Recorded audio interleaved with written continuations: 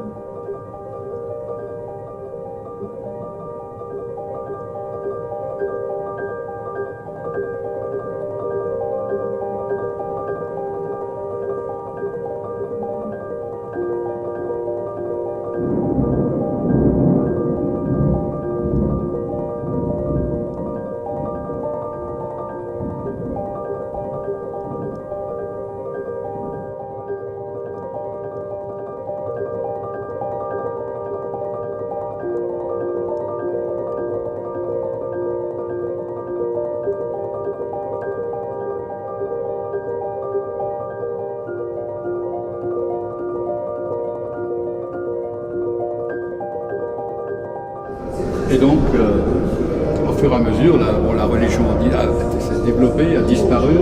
Et comme dit, après, dès le XVIIIe siècle, il y a eu l'industrialisation qui a commencé ici, quoi. Et puis, il n'y avait rien au départ.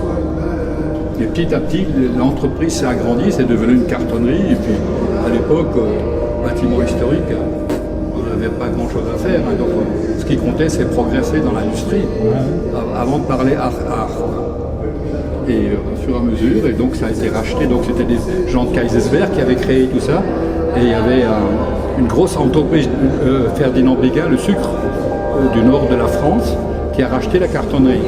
Et un des salariés, en 72, il a demandé si on pouvait récupérer ça, qui était une ruine complète, et lui, il a donné ça à la Société d'Histoire, bénévolement bien sûr. Et donc de 72 à 92, 93, ça a été entièrement retapé. Vraiment un travail de 20, 21 années, quoi, etc. On a refait le toit, etc. Et donc depuis 93, 94, on a commencé une petite association à faire des expositions et des concerts. Et comme c'est une cartonnerie, on fait le carton, le papier, donc on a... Enfin, je n'étais pas là à l'époque, mais décidé que de prendre que des artistes qui travaillent le papier. Et donc, on fait 2 expos par an, 2 concerts.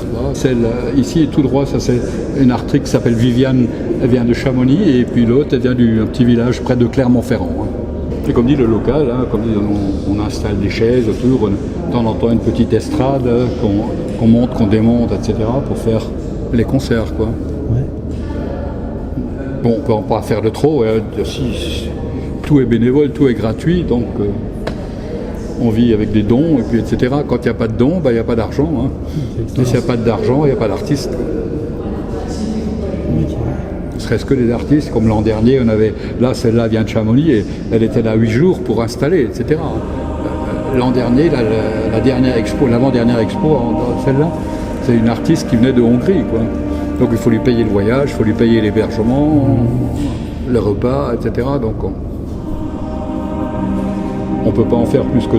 Et la petite blague que je fais à chaque fois ici, c'est des gens qui ont demandé mais comment est-ce qu'on a eu le droit de construire une église romane au milieu d'une entreprise en pleine activité, quoi. Environ 500 tonnes de vieux papier par jour.